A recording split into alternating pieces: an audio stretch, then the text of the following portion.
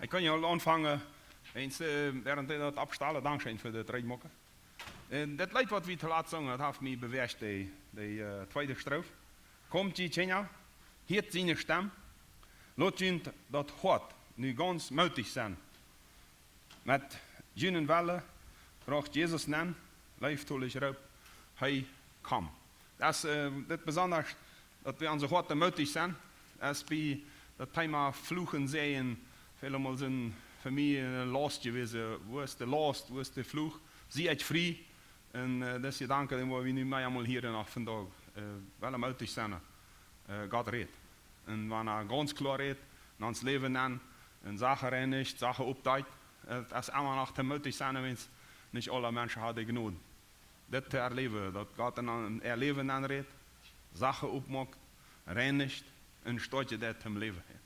En ik vraag me zelf vandaag waar voor dit thema vloegt hem zeeën, ouder ook de was van de vrije tijd, dat de restje was, wat we vandaag wel waar we dat maken, feit maar had we dat.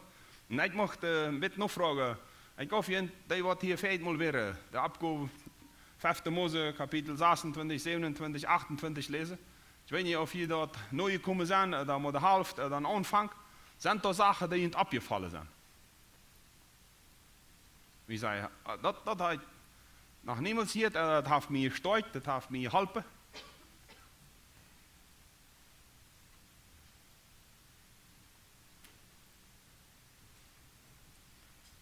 We moeten ons plus ondereinander uitmaken, dat gaat niet plus om zondag der spreker redt, sondern thuis ook. Ik moet zeggen uitmaken. Lees de Bibel thuis, harst aan, vielleicht kunnen nicht alle lezen, alle verstaan. Dan neemt audio's, je hebt de Bibel en phone. En hartstikke komen bij arbeid manchmal bezit harsje. Ik mocht zelf uitmaken dat te lezen. We hadden feitelijk de ganze gedanken van de rij van flusje, de belastingen van zonde. En we waren daar aanstien, dat daar weer maken. Maar nogmaals een beetje treetje van feitelijk. God wel, wat? Hij wil leven met ons, dat ons leven geven. Dat is wichtig, dat wanneer we dit leid waar dat de straf wichtig. Wel voor God komen met vrouw om hart. Hij is voor leven. Hij is ganz voor leven. En Satan wel krijgt dat tegendeel. Dat is wanneer Satan en God immer op andere zielen je polt. Ja, je recht. Satan wil ons waarnemen dat wat God heeft. Hij wil ons schoden en want je het uitmaken. Want je wil contact hebben met mensen die direct met Satan schaffen. Dan wil je het zo rechtig erleven. Wil je dat ziet, de mensen ganz te maken, ganz uit te maken. Vandaar lohnt het zich niet. Ook in de jugend wil ik dat zeggen. Ik heb dat al veel erleefd in jugendarbeid, dat we als jonge mensen dan met proeven. Met tabla ouija, en met zaken die im internet zijn, zeggen, wanneer dat is, dan houdt de uur aan. En wanneer dat met bloot is, dan houdt de gans aan. En dat moet niet wel klakkentijd alles zijn. Ja, en dan proeven mensen uit, dat is een klein spel. En dan je dat weer. Dat is alles van dievel. Om te lokken. Wanneer je dan aan de ganze internet denkt, de meerheid van de slechte zaken, die worden ganz gezielt uitgemaakt voor China, de jugendlichen van 12 jaar tot 16 jaar. 12 tot 16, vielleicht ook wat 18. Het is ganz gezielt aan jullie. Ja. Je denkt aan jullie. De ganze wereld denkt aan jullie. Maar niet te opbuien, sondern te verstieren. En God wil leven. God wil leven. Wie als oudere mensen vallen ook doorheen, da komen doorheen, ja, en al dat wat voorbereid wordt, wenn we niet oppassen. Dat is niet bloß de jonge mens, sondern aber das Ganze ist gezielt auf den jungen Menschen, dann kann dem bitte prägen. Und man sagt, ich bin daran nicht sehr begabt oder auch nicht sehr fähig, auch nicht belehrt. Aber die Neurologen die sagen, das ist Verdeel vom Hirn. Wie uns Menschen erst bei 23 Jahren richtig riep ist, wo man entscheiden kann, das dauert, wenn ich das will. Want kan je bestemd, kan van mijn leven, kan van anderen. Ja, een teenager van 13 jaar, 15 jaar, dat mag me wel zeggen. Waarom deed ze het? Nou, zeg. Ja, kan het krijgen. Ja. En dat is de dollar, dat is de ripa wie worden. Ja, dat is de entscheid naar schof wie. En zei, oké, nu. Want mij vraagt, waarom ga je dit doen? Nou, wens ik aan dat leven, dan wens ik dit wel. En dat is wichtig te weten, dat we moeten oplossen, dat we, want we niet riep zijn. Dat om alle gedacht, niet aan een stam en de andere niet. Ja. Dat we dan ons leiden laten van ouderen, van andere mensen, van God. En allemaal wat vragen, dit interesseert me God, wat zegt u? is het fan. Hij is voor leven. En wat mij zei aangereed heeft al voor vele jaren, en hij heeft al zeer veel gebruikt, is Ezekiel 16 vers 6. Waar een ganze kapitel redt van, waar hij Jeruzalem uitgewählt heeft. Hij heeft Jeruzalem uitgewählt en dan zegt hij, als je bij die voorbij, dan zag ik die daar liggen en die hem in en bloot, ganz verzoedeld als baby, voetje schmitten. China wil die, ganz wasje heeft hem dood. En als je bij die voorbij, dan zette die dus als het leven. En dan rolde ik die, en was die rein, mocht die ganz rein, en zette die, ja, als had hij het bloot gehoord, die is als het leven. Dan, wanneer je die Geschichte leest, is het ganz spannend, es ist ganz romantisch. Weil das der was Nonna und was Kraut und war Fan und hat sie sich verkauft an den Obersch. Aber das ist so klar, hier, du sollst leben. Und ich habe das damals al verstanden und das hat mir sehr viel geholfen im Leben, dass Gott mir sagt, Marvin, du sollst leben. Das ist mein Plan, das ist deine Bestimmung. Und ich sehe das beim Fan mal all, dass Gott redet und dann wartet. Hij heeft gezegd dat u leven zoals, dat zijn beste geboren en dat is een leven nog. En hij zegt, nu is het eind, dan is het eind. Want hij bestemt dat leven. En de Bijbel redt ons daarvan aan. Hij verwalt een administratie is dat. Het is een ganse verwaltingssysteem. De ganze wereld, het ganze universum met zijn woord. Hij redt en dat existeert dat. En wanneer hij redt dat het tijd komen zal, dat dat anders zijn zal, dan wordt dat anders. Dat is zijn woord. En vandaar is het dan veel leichter voor mij geweest, dit het leuk, wat hier staat. Want als het niet ladisch, niet een boek plus, sondern Gottes woord. En dan hij zegt, die zoals het leven, mocht hij je zeer terug en neemt dat allemaal wel en laat dat niet iets in hem kop, iets in hem hart, iets in hem oor gaan, wanneer je in nood bent. Wanneer je dat zo spät wordt, wie nog her worden reden van vloeg im leven, oder belastingen, oder zonde, die we ons aangewaand hebben. En wanneer je dan met kämpfen en opgeven willen, dan laat je dit allemaal wel daar zijn en verkomen. God zegt, die zoals het leven, ik wil dien leven. En wanneer die ergens weer afdraait, dat is niet van God. Wanneer die ergens weer slecht het leren wil, dat is niet van God. Wanneer du opgeven was, dat is niet van God. En God wil dat we leven. En dat is zo wichtigheid van de ganze 3 kapitels, wat ik zei, kun je thuis lezen, wo Mose dat valt dat verhaal. Dat entscheiden wat je wil. Zijn of vloeg. Verlust, dat is opburen of verlieren. En die gedanke draait zich daar dit ganze. Maar, wie als Christen, ook Kinder van christliche families, hebben manchmal Last. Belastungen. Falsche Denkorten. Hans wordt aangeprecht, oder ons is dat aangeprecht worden, van onze ouderen, oder van de gezelschap, oder van internet, oder van andere vrienden, oder ook vrienden, oder ook andere personen die ons wat falsch aanleren willen. Je hebt het allemaal wel. Ja, je hebt in ons Mennoniten meerdere mensen die allemaal waar leeft, die in zund leven, zijn al 40, zijn al 50, zijn al 60 en zeggen manchmal tegen de jugend, heb je geprüft? Wie deed dat aan de jugend? Manchmal handelt het zich om seks, manchmal om drogen. Ja, dat man vervierd worden. En in je last dan je vervierd worden, wens anderen al rijp werden en mijn onrijpheid uitgenutst hebben. En dat belast. Ja? En wanneer die zin passiert is, dan zeg ik help dat je eruit komt en luistert van die denkorten wat iemand die aangereed heeft. Want du meinst, dat is niet van God, dat is niet gezond, dat is niet rein. We brauchen Heilung. En vele bereichen krijgt deswegen, wenn es deze wereld niet gezond is. En God plant over eine Familie, ja, en die Vater en die Mutter. En nu, wenn die Vater oder Mutter bist, en Kinder hast, dan plant aan die Familie het gezonde te ontwikkelen op te bouwen. En dat Kinder een Rome hebben, wo ze opwassen kunnen, en wo niet bloos slecht het in hun leven aangeplant wordt, sondern goed. Dan heeft het de christelijke school, je hebt het de christelijke gezelschap, je hebt je band, de zondagschool, alles. Het is allemaal met dat, wat zijn hoofddroom is. Dat een mens zal opwassen in einem Rome, wo Mutter en Vater die aangezeugt hebben, den leiden en dat leven wat God verheft. Een goede bestemming. Dus allemaal dat gedanken. Du sollst leven. Du sollst die ontwikkelen. Du sollst in deze wereld klaarkomen. Du sollst voor God leven. En God wat die traatjes. Dus wie in dit leid ook zeggen, Jezus, ik kom. En dat Jezus roept, kom. En hij zei, ik kom. Met vrede im hart. Maar we brauchen Befreiung, manchmal von so einer Weidung und Verletzungen. Und manchmal brauchen wir erst Befreiung, um dort wie Heilung zu haben. Denkt an Verletzungen, wo Menschen ihren Schlag gelebt haben, das hat sehr schwer gefallen, denen zu vergeben. Wo je in Hass und in Groll in die schrie. Dort ist nicht zum Morgens einmal für zu waschen. Wir können vergeben, wir können das Tertiäre mit der Person, manchmal dann guckt das wel al her. Ja, wir brauchen manchmal Heilung. Und dort ist, wo Gott uns Tertiär führt. Und was immer, alles was uns passiert, sagt er, dient uns zum Geld. Auch wenn wir angefickt waren, wenn wir wirklich mit schlechten Sachen konfrontiert waren, wenn wir nach ihm rufen, er wird das immer uns zur Stützung bringen. Wenn wir an Jesus denken und die Versuchungen in der Wüste, er wird dafür versucht, als er körperlich schwach wird. Und er büht einmal auf dem Wort.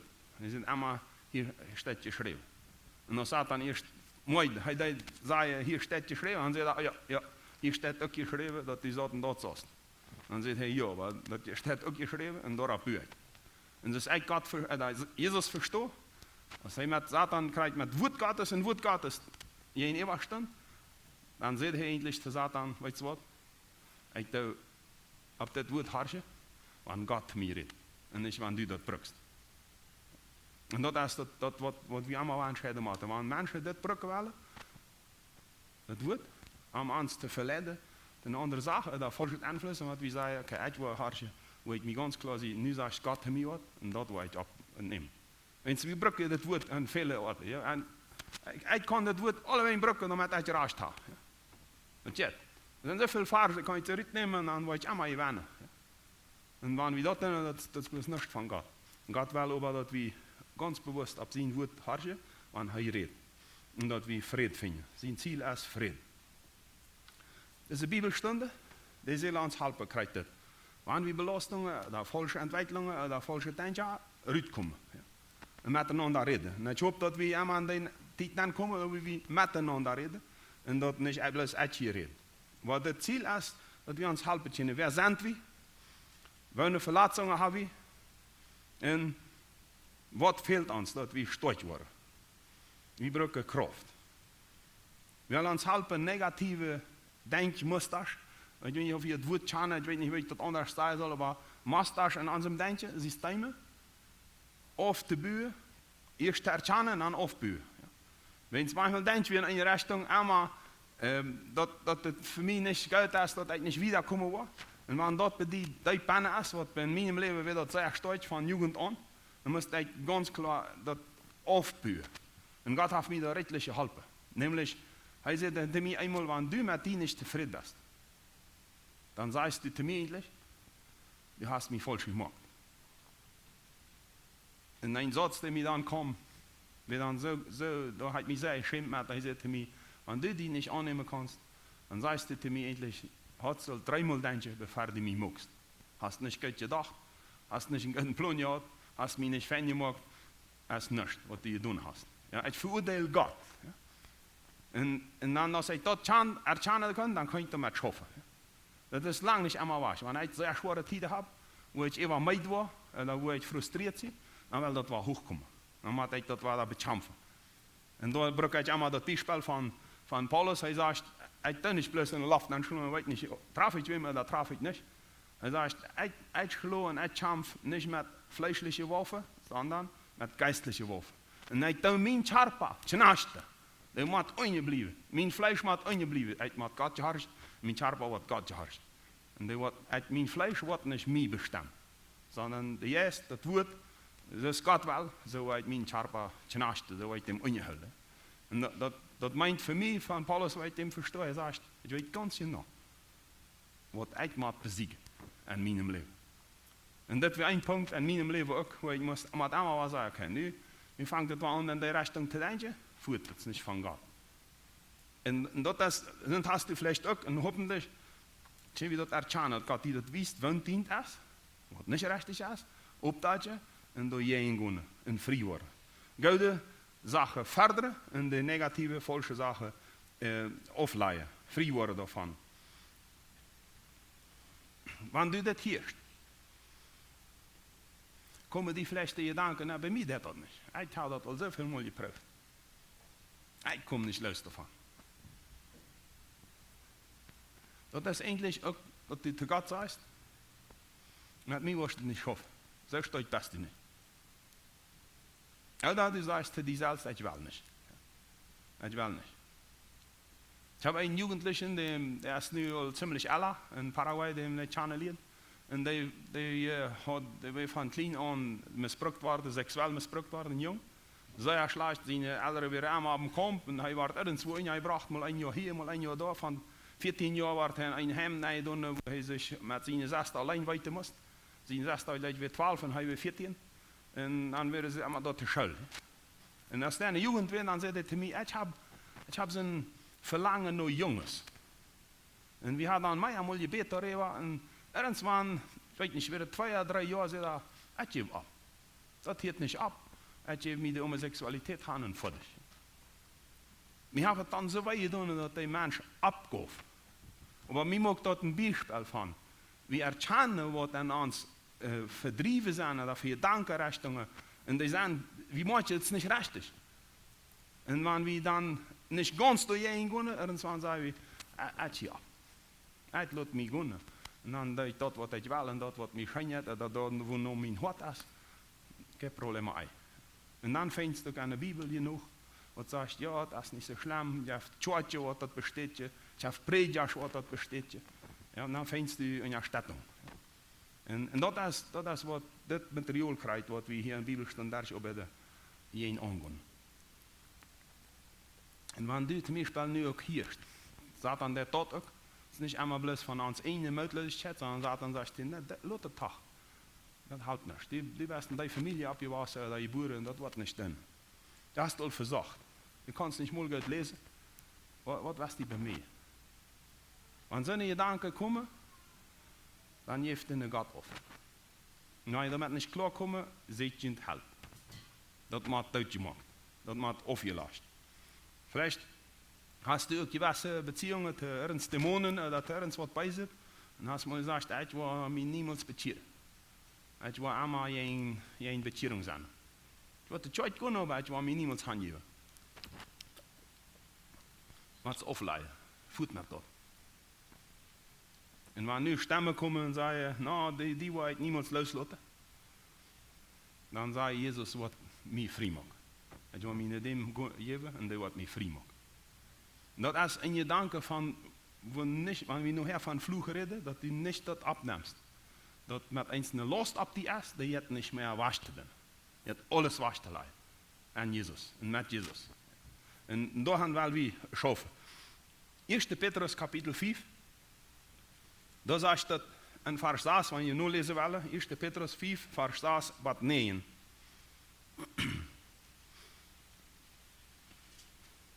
1. Petrus, Kapitel 5, 6 bis 9.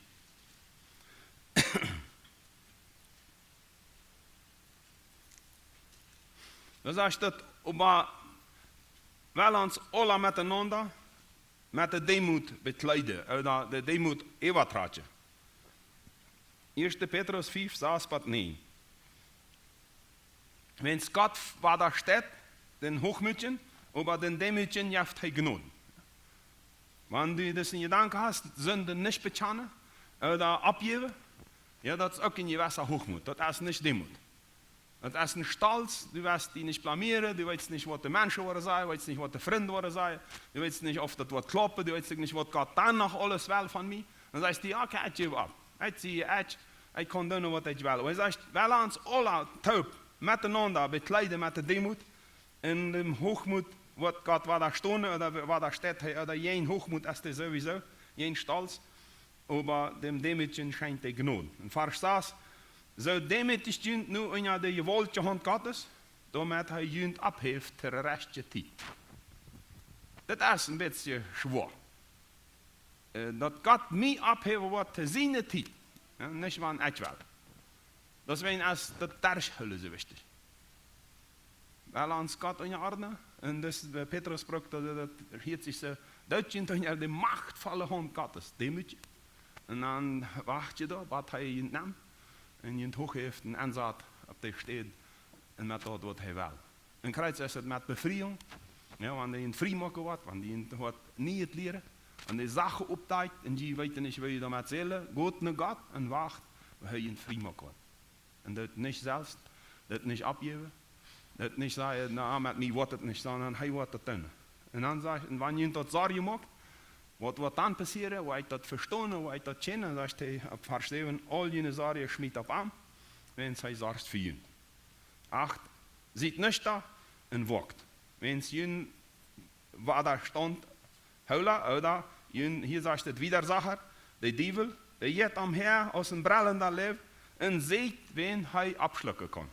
Oder wem hij eten kan.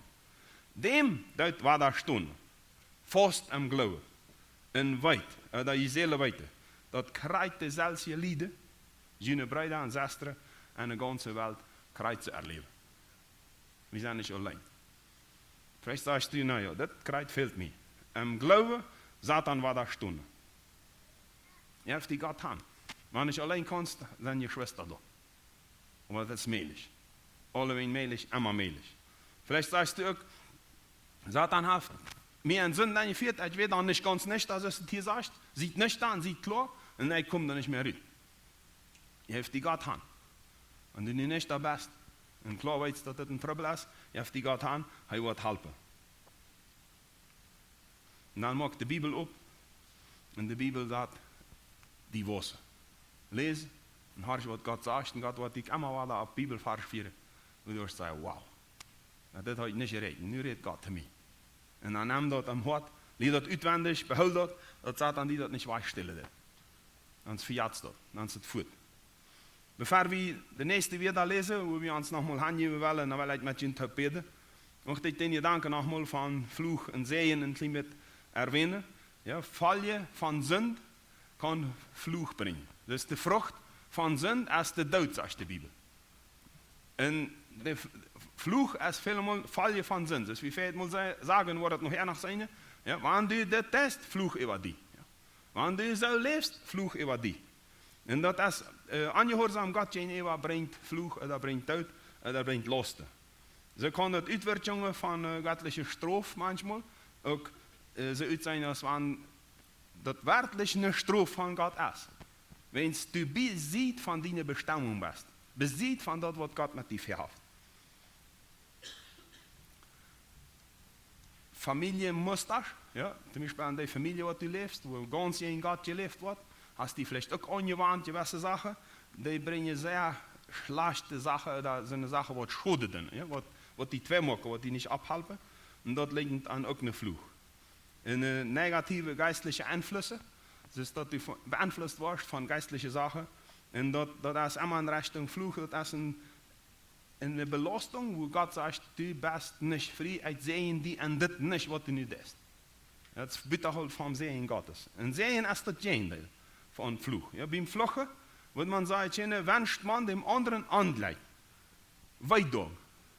Und beim Sehen wünscht man dem Frieden. Und wünscht man dem Erfolg. Beim Sehen wünscht wir dem Nächsten, dass er nicht bloß bitte, Geleidschafft oder Betterfallschaft, sondern Breiterfallschaft.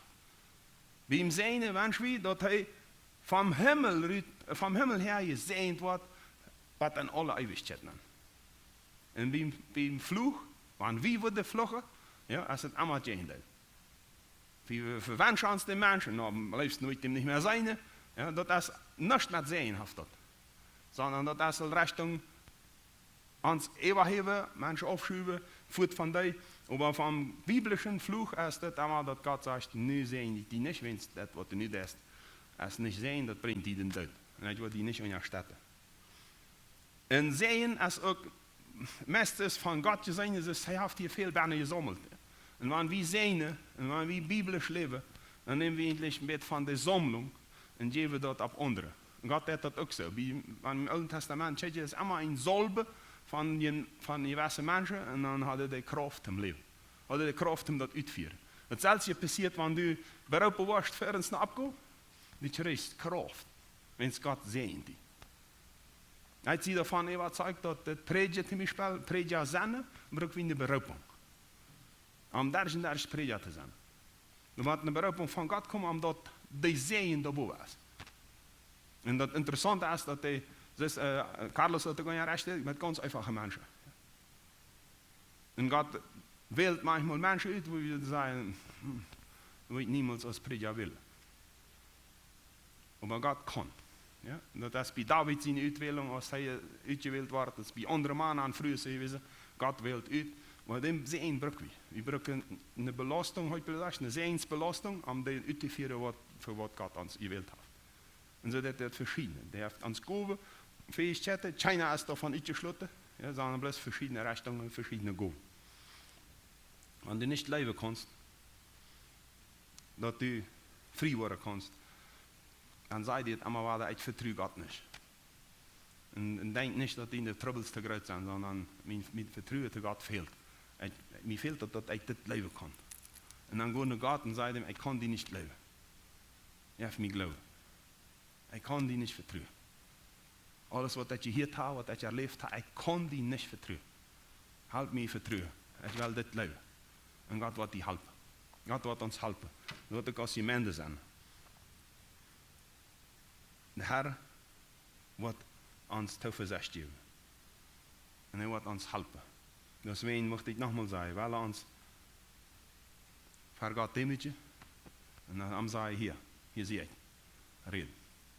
Und help uns die zu verstehen und uns ganz die Hand geben. Und was wie viermal hadden, ook Jakobus zegt, wanneer we ons Gott nodig, dan wordt hij zich ook dicht aan ons handgeven. En dan zegt Vater hij ons op en zegt, je zondag reinigt je nu heen. En je, en nach 2 Stunden, maakt je nu hart rein. Mir fällt das sehr auf, dass der Jakobus dort sagt, dass er sagt, wenn wir auf der Seite hängen, dann macht je een hart rein. Und das beweist, wir sind nicht an den Beinen lom, sondern wir sind innerlich lom. Ja? Wir alle mal das, wir alle ja, wir alle beides. Und er sagt, dass je een hart rein macht. Und ich möchte mit ihnen beten, möchte ihnen beide abzustunden, und dass wir einmal mit Gott reden über uns Leben, und ihm sage hier, ich will die ganze hier. Oder ich verstehe die nicht, ich kann nicht wiedergehen. Ich will, dass du mir mein Hart opmachst, meine Hirn opmachst, dass ich die erkennen kann. Und je hebt die Hand. Weil ons stikt niet meer. Red je met God, ik sluit met een luidetje gebed aan.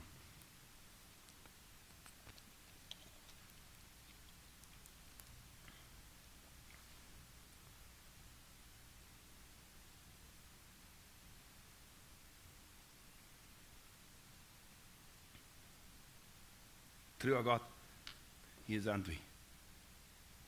We zijn hier alle het voor die. En danke dir, dass du ein Gott bist, der da redet. Und der nicht nur hier redet haft, sondern redet. Danke für die Bibel. Und danke für deinen Segen.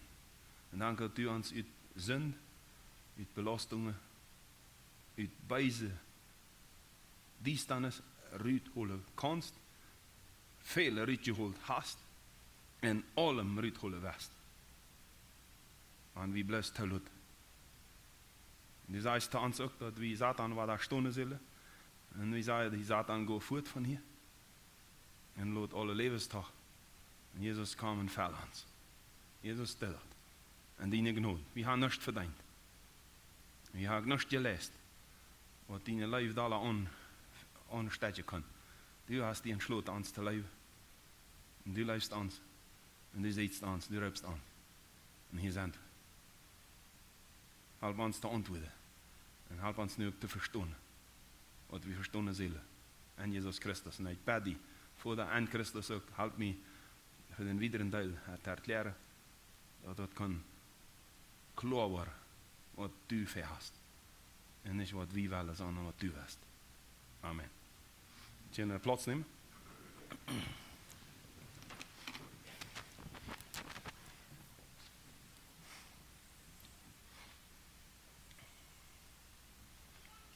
We hadden vijfmaal het thema van wij.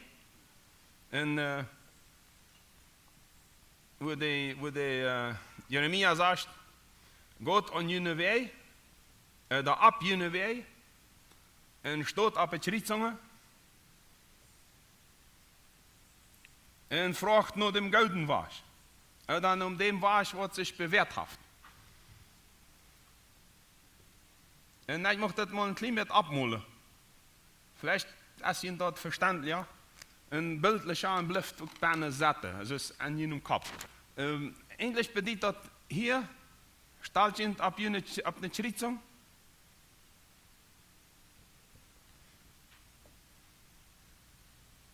En vraagt naar dem Restchen was. Vielleicht geht er hier.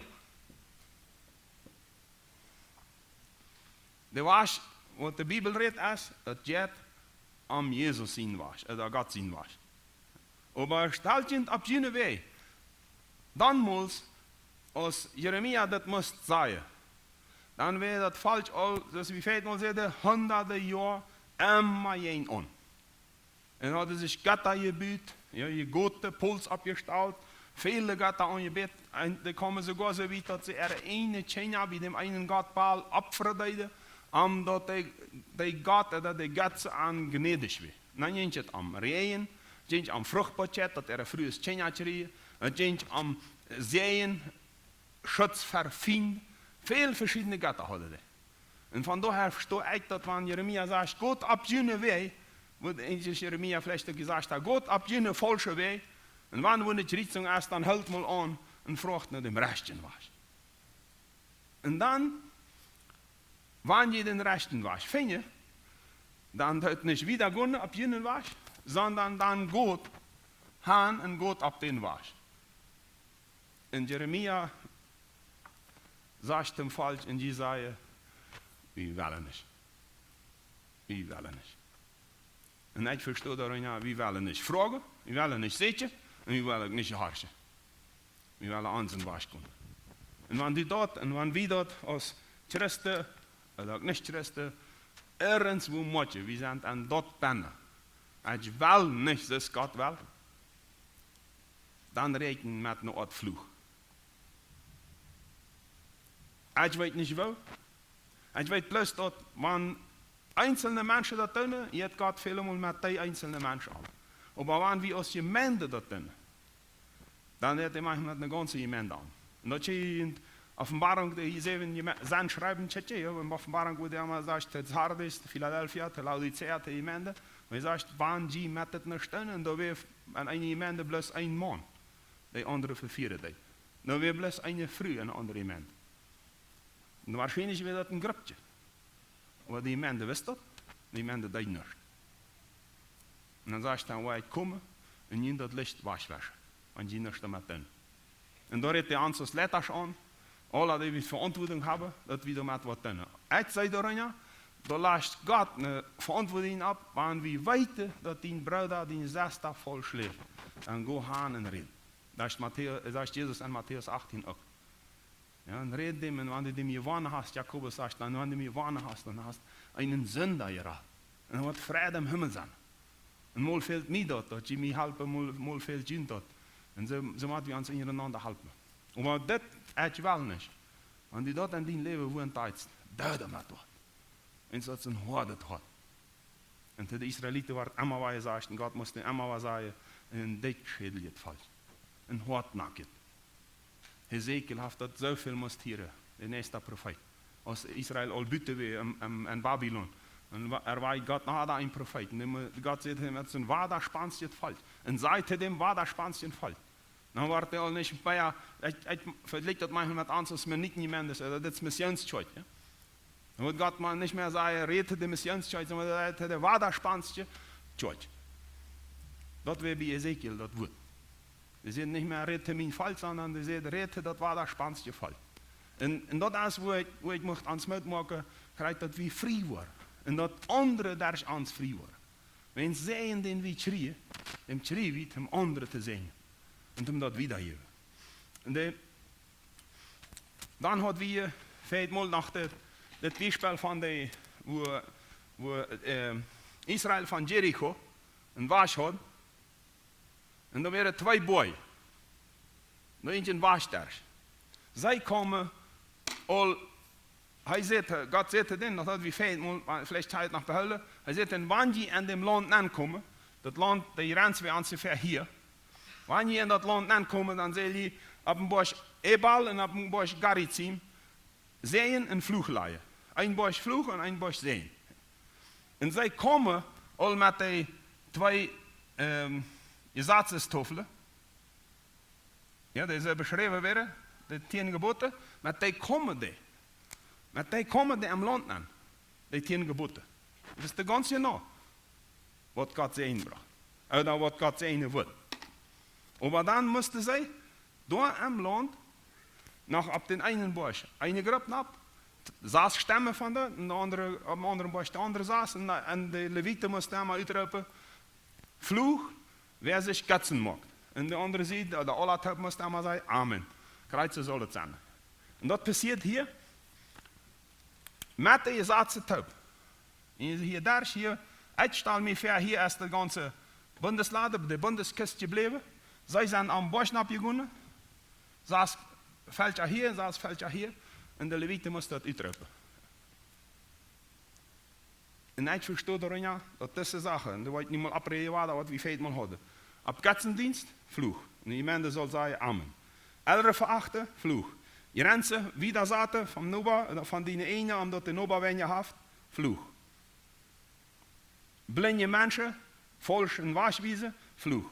Fremde, Witwe, in Weise, nicht errascht geben, Fluch. Verflucht sind all die bei der Früh von ihrem Vater liegen. Verflucht sind, wer irgendein Tier oder bei irgendein Tier liegt, nämlich Sexualität mit einem Tier. Verflucht ist die, wer mit seiner eigenen Schwester im Bad liegt. Verflucht ist die, wer seine Schwiegermutter mit der Typ im Bad liegt. Verflucht ist die, wer Geld annimmt, um andere Leute zu machen oder sich bescheipen lässt. Und verflucht ist die, die Gottes Gesetz nicht abrecht hält. Das ist meist aus einer Topfuttung. Das meiste war eine Hälfte hoch. Und ich finde, das viel das Gedanke führt mich immer weiter ab Eie. Ja, vandaag wordt Eie zo verpleegd en dat je zo twee auf viele Beziehungen. Ja, in het Nieuwe Testament sagt, die Seele der Eie en Ehre und das Eiebad ohne Draht, oder ohne Grieset. Ich verstehe darin ja, Eie en Ehre meint, Eie, uns unerkennen, het is Gott zijn plan, en hij wil Eie, en ich will dafür erleben, wie auf mich dafür ansatte, dass nicht bloß meine Eie funktioniert, sondern das andere auch, wenn es jetzt am Eie. Und so ist es hier auch, das Gesetz Gottes hochhüllen. Wenn das nicht steht, das ist verflucht. Das schreien die hier mit, und das sind meiner Meinung nach, das ist ein Moment, wo Gott sagt, das sollst nicht stehlen, ja, du sollst nicht andere Götter haben in das Ganze, du sollst nie allein anbeten, du sollst nicht Eiebrötchen, das soll alle bannen. Und das sind 12 Sprüche, was ich kurz gelesen habe, und endlich verbunden mit das Gesetz. Aber es sind meist alles Dinge, die du allein leben kannst, in je heimen. Keiner wat het aan. En dat is een leid dat Gott het. En zegt, wer dit in je heim leven wil, die zal met een vloeg op zijn leven rekenen. En zegt wat het bestraft. Niet wat er je aangaan. Dan kan de Joid niet meer doen, dan kan de priester niet meer doen, want ze weten niet dat hij dat leeft. En deze 10 Gebote werden öffentlich verkündigt. Nu wordt immer gesagt, du sollst nicht stehlen, du sollst nicht Eiebrötchen, du sollst nicht dem anderen falsch nachreden, du sollst nicht Jits haben, du sollst nicht das andere begehren. Und das war wie eigentlich meist alles an, ja, und das wäre das. Aber diese Sache, die kann man meist alle an ihrem Heim nennen. Und deswegen sagt, hey, das hört, das ist ein Fluch herab. Und ich möchte uns anladen, wenn irgendwer mit das zu tun hat. Und das jaftet, wenn sie ein Sinn geboren sind. Ein oder das andere. Ja, dukt immer was ab in onze levens, in onze vrienden, in de families. En dan willen we wat wat doen. En dat is mij dat zo wichtig, dat we Fluch verstehen. Wenn es das ist gesagt von Gott, hier kannst du nicht retten, hier kann ich nicht sagen, na, es ist nicht so schlimm. Ja. Und mal mit ihnen schwer mal im Bad gewesen bist, das kann jedem passieren. Ja. Das kann ich nicht sagen. Wenn es Gott hat gesagt, da ist ein Fluch drauf. Und ich will in dem angehen. Aber ein Fluch kommt ab Sinn. Und Jesus sagt, alle Sinn ist zu vergeben. Ja. Alles. Kommt nicht mehr, ich renne nicht die. Und das ist so wichtig, weil wir dann hier, na, das ist so schlimm, die Bibel selbst sagt, die beste Verflucht. Das wird nicht tun, und ich buße tun, ich will nicht frei werden, Gott wird mich nicht frei machen. Dann mag das tun, lese die Bibel und sagt, Gott sagt, alle sind gehen zu vergeben. Uitkom naar God. En dan wat je doen gaat. En dan wat mij voor jou. En hij wat boezen doen. En dan is het wichtig dat we verstaan, God wil leven. Hij wil dien leven. Hij wil niet dien dood. Hij wil dat u opgebied wordt. Dat u vrij wordt. Hij wil dat alle vrij worden. En dat we zelfs bevriende mensen zijn. Ouder, dat we mensen worden die anderen helpen ter vrijheid. Dan zal dat wel slaan. Dat is mijn beste je raad, dat is mijn uit je raad. Dan moet anderen ook je raad worden. Of de anderen dus in God channeleren. En dat vloeg betreit zich niet op een oordeel. En bij die is geen kans meer en die kans niemand meer, sondern dat is op zin. En God hat geen zin aan die we in je heimen doen kennen. En ze weet, dat weet China en die kan ook China helpen. En dan als je weet dat u in zin leeft. En dat China weet, dan kan die niet helpen. China kan die aanreden. Het kan best zijn dat u in een verzameling komt en u heerst het woord en dat u laat zelfs Bibel en dat u in hem wat Bibel je leest en wat eens redt God die aan. China weet dat u dat hast. En wanneer u zonde des, die andere weten, dan kan iemand die zegt, hartje mal west niet opgeren, en je wil die helpen, wel in de God kunnen. Hij kan dat, hij heeft vielleicht ook bijna je leeft. En vandaar is het zo wichtig dat u weet, God wil die leven, en je hebt niet op. En dan not Satan dat uit een zonde is allemaal een opmaken voor Satan, je hebt meer toegang te die, en kan die ook meer aanfluisteren en zeggen, nou, dat was die niemand los, die wordt sowieso geen leven, die wordt niet vrij worden.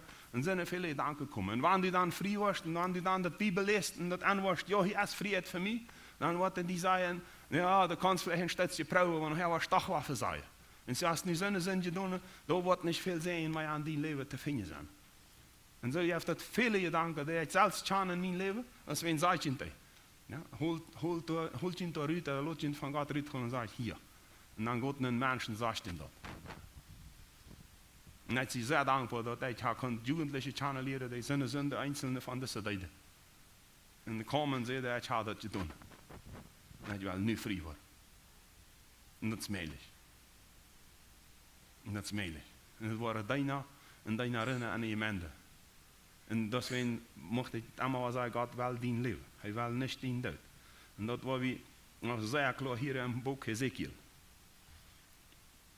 Boek Hesekiel, kapitel 18, mocht ik met je nu, wanneer je wil opslaan, zijn weer wunderbare weer, grote uitforderungen, maar zijns weer.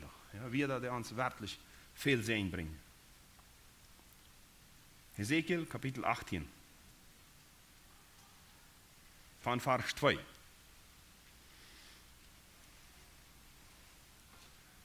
Fluch en Segen. Dat is een ganze Thema der ganze Bibel, ook zelfs bij Israël. En dat heeft verschillende leer. Dat mensen zeggen, du hast eine Belastung an deine Familie, van die was du nicht gut so loskommen. Dat deine Eltern haben mal dat gedaan, nu was du ook hier een Fluch hebben. Nu moet du naar een tijd komen en dan wie we die bidden, dan was du vrij worden.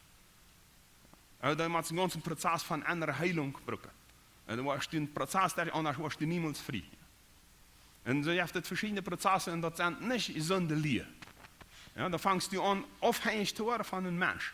De moet eeuwig die bidden, de moet die helpen, de moet die... Jezus zegt, kom naar mij, ik wil die vrij maken. Ik zie die je vrij maakt. En dat is wat hier nu te zijn is. Zelfs Israël had het. Kapitel 18, vers 2. Wat heb je in je jeugd im land Israël versprochen? Ja, zij zelfs leefde dat. Hij zegt, de vaders hebben zure windruwe gegeten, maar de China zijn tot daar tenen stamp geworden. De gedanke is toch zo. De vaders hebben gezondigd, en dan de China is het nog schlimmer, en dan is ook China help. En God redt Israël daarvan aan en zegt, wat heb je daarvan versprochen? En dan zegt hij, ze waar uit leven. Ja? Dat meint nu zo zeker als uit existeert, God. Zegt de Herr, dit spreekwoord zal niet meer in je jeugd rammen. Dat wil ik uitmaken, dit spreek. En dat wist mij ook zoveel vandaag, want du het leefst. Dat die ouderen gaan zoveel slecht doen, maar die is het niet. Dan zegt God, die leven aangeriepen, want die mij best laat zijn over deze gesproken, dat ze je gedanken doodmaken. En het komt van dieven, het komt van mensen, het komt van volse tentje. En vers 4 zegt hij, en tjetje, alle mensen hier in mij, de vaders hier in mij, krijgt zich uit als ziens. Iedere die zondigt, zal sterven. Je wordt het ganz klar zegt, iedere die zondigt, zal sterven. Und das meint nicht, dass jeder, der wir Sünde, ist eigentlich so, dass wir einmal gestorben wurden, alle, wo wir gestorben sind, wie in Sünde geboren sind. Aber was er hier sagen will, ist, wer sündigt, soll sterben, nicht wer ein Vaterhafter gesündigt hat, soll für den Schuld von Vater sterben. Wenn wir dann noch Vers 19 gehen, und ihr stirbt wieder, da sagt das, doch Jesaja, warum soll dann ein Sohn nicht die Schuld von seinem Vater tragen? Warum nicht? Der Vater weiß es schlecht. Ein beiser Mensch wieder. Das will mich nur. Freiter Mensch. Warum soll der Tjener das bitte haben? Den will ich freit leren. Den will ich unhüllen. Das ist ein Deintje, was wir in unserer Kolonie auch kennen. Gott sagt zu denen, Jesaja, warum soll ein Sohn nicht die Schuld von seinem Vater tragen? Dann sagt er, wenn es der Sohn racht und Gerechtigkeit geübt hat, und all meine Sätze gehüllen, und dann auch getan hat, soll er am Leben bleiben. Ja, das war da ganz klar, dass man Fluch, dass du von deinen Eltern verflucht bist und nicht Chance hast, was hier ganz deutlich macht. Vers 20, wenn es nu, wer das sündigt, der soll sterben. Der Sohn soll nicht tragen die Schuld vom Vater, und der Vater soll nicht tragen die Schuld vom Sohn, sondern die Gerechtigkeit vom Gerechten soll am allein zugerechnet werden. Und die Ungerechtigkeit vom Ungerechten soll am allein zugerechnet werden, oder soll er allein tragen. Hier wird ganz klar gemacht, dass sie verantwortlich für mich. Und das passt an unsere Zeit sehr gut nennen, bloß wir brücken das falsch. Ja, die junge Menschen haben das vielleicht noch viel da als wie ältere. Ich kann was ich will, mein Arbeit hat mich, ich tue was ich will, und das ist gut. So ist die Bibel verstehe, mir braucht keine Vers sein. Das ist, was nu in der Welt sehr stark wird, Individualismus. Ich kann bestimmen, ich brauche mir noch keine Rechte. Sowieso an uns Menschen bannen, bloß in dieser Zeit wird das immer breiter und immer stärker. Aber das ist ganz klar gesagt, du bist verantwortlich. Aber sie sagt erst sehen, Gott hat gesagt, die Kinder sollen ältere herrschen, was die erwachsen sind, und sollen die ältere ehren. Wenn das nicht das, ja, wird gegen Gott. Gott wird das Leben nicht sehen. Und so gibt es viele Sachen, wo die entschlossen musst, die halbe Leute, omdat das Sehen Gottes ist. Und das andere, was hier der Gedanke ist, dass nicht mehr jemand denken soll, ich muss nu so leiden, wenn es mein Vater schlecht wird. Worin wir leiden ist vielmal, dass wir in so einer Familie abwachsen, wo der Vater und die Mutter so schlecht werden, als nicht geholfen haben, zum Wassen, nicht geholfen haben, in diese Welt klarkommen.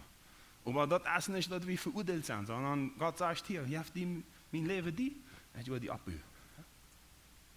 Und ich weiß nicht, ob ihr den Neox kennen, dem Mann ohne Armsen, ohne Bein, ja, der hat ja mal diese Botschaft. Ihr habt niemals ab. Gib ihm never ab. Niemals. Und dann sagt er auf seinen Dash und redet, als die sündigste Menschen. Und das ist für mich auch ein Beispiel, du kannst geboren sein, wo du warst. Oder wo Gott dich geführt hat. Du kannst abgewaschen sein, du kannst die schlechteste Eltern gehabt haben, du kannst die beste Eltern gehabt haben. Und wenn du Troubles hast, je hebt niemals ab. Gott will leben. Und Gott hat alle Möglichkeiten. Bless gut und wasch. Seht den wasch. Und sag Gott hier, das ist dein wasch. Ich gehe, ich bleibe. Halt mich, ich will gehen. Vers 21 sagt er, wenn sich über die Gottloser bezieht, von all seinen Sünden, der Herr getan hat, und hält all meine Gesetze und auf Recht und Gerechtigkeit, sie soll am Leben bleiben und nicht sterben. Vers 22, es soll an alle seine Übertretungen, ja, an all seine Übertretungen oder Sünden, der Herr begonnen hat, nicht mehr gedacht worden, sondern er soll am Leben bleiben, die Gerechtigkeit willen, der Herr getan hat, nämlich Gott geherrscht. Hier hat es nicht sich raden durch Worte, sondern er hat Gott geherrscht, er ist auf dem Wasch gegangen und er soll sich sterben, seine Übertretungen waren niemals mehr gedacht worden. Ich möchte das Himmel sagen, wenn du hier abgehst und Gott beschanzt, ja, als üt mit diesem Wasch und mit all diesen Sachen. Und wir sagen das erst am Leid und die Sünden waren am liebsten mehr geschmitten. Und wenn Satan die verholen will, kann er auch nicht. Mir ist das mal sehr klar geworden, wie einem Encuentro de Hombres, als ich mal weiß, wo das einfach klar war für mich im Kopf. Mit meinen Sünden, weil ich manchmal, ich weiß noch, wie ich das deuten, ich weiß noch, das troubles alle und Satan hält mir immer was her. Und dann komme ich auf diesen Fall, wo ich sage, an den diebsten Männern, dann kann ich nicht mehr verholen, und dann kann Satan nicht mehr verholen, und Gott sagt, ich würde nicht teilen. Das ist gut. Was da ist, Satan sagt, die jetzt dann sind, weil das alles eine Lehne ist. Er haft nicht mehr. Das ist wohl so, wenn ich Sünde habe, die nicht bekannt, kann Satan die immer brücken aus einer Waffe gegen mich. Ich kann mich einmal mit dem puckern. Wenn ich dort geheim hält, dann puckert er mich auch. Wenn ich die bekannt, wenn der wasch ist, dann kann er mich noch erinnern. Aber der haft ihn nicht. Der hat keinen Zugang mehr zu dem. Der Deadblisse, der Lichtblisse. Dann sind wir frei. Meinst du, dass ich gefolgt habe, um Deut von Gott lösen, Vers 23, sagt der Herr, und nicht viel mehr daran, dass er sich bezieht von seinen Wegen und am Leben bleibt. Und dann kommt das andere, was wir nicht ganz lesen, das ist uns allem verständlich, Vers 24, und wenn der Gerachter sich auftritt von diesem Wasch, vielleicht war da Tritt, dieser Weg oder der andere Weg, dann soll er seine Schuld tragen. Und dann wird an diese Gerechtigkeit auch nicht mehr gedacht worden. Das ist der Text. Zodat du hast Verantwortung, ich habe Verantwortung, ein Leben zu leben, das Gott gehorcht. Und wenn ich nu als Prediger, Maria mich entscheide, ich will ohne Gott leben, dann sagt er, dann wird das alles nicht mehr helfen. Und du wirst deine Strafe tragen, Sünde führt dem Tod. Punkt. Deswegen möchte ich vandaag dat mijn vloeg en zeeën in die richting klaarmaken. Dat we gaan een verantwoording, we gaan ons Gott handgeven. En wel jeder Einzelne zo leven als de Bibel zegt. En Gott wird ons helpen. En we willen niemand abgeven. En dan wat we al sterk hebben. En dan verschworen dat wat Gott geharschen. En deze gezelschap en deze tijd wat allemaal willen derschellen. Niemand abgeven. Wens we kennen met Gott derschellen, aber we zijn ook mensen die kennen ook abgeven. En we alleen willen. En dus Jesaja dat eenmaal gezegd heeft, vervlucht is die mens die zich op mensen verlaat. Dat hij zijn arm op vlees spuit, ja, nämlich op mensen. En dat we wel op God buwen en ons van mensen helpen laten die ook op God buwen. Ik mocht nog bidden en dan nog Helene had je vielleicht een vraag gedanken om Sachen nog te laten erklären. Wel, ik ga bidden. Herr, ik dank u dat u ons aanreedst. Ik dank u dat u eine Geschichte, eine Vergangenheit, vieles al bewezen hast. Aber wie willen die leven? Wenn du het gesagt hast, nicht wenn du Wunder getan hast, oder wenn du was bewezen hast. Wie willen het leven? Wir willen die vertrauen. Und ich bitte dich darum, an hier los zu sein in unserem Leben, Fragen, auch Distanzen oder Verzweiflungen für uns redet. Und ja, für jedem Einzelnen die Person zu sehen, die da fehlt, um die Städte zu helfen, zu beruhigen, zu kämpfen, um das zu helfen. Nochmal danke ich dir, Herr, dass du das ganz klar sagst, du wirst uns leben, dass wir voll ableben, volles Leben haben und nicht unseren Tod. Und du hast unsere Freiheit und nicht unsere Belastung. Du hast die entschlossen, uns zu schaffen, zum vernünftigen Leben. Und dafür danken wir dir. Und da wirst du uns auch helfen, in deinem Segen, in deinem Frieden, und unser Gott. In Jesus Christus. Amen.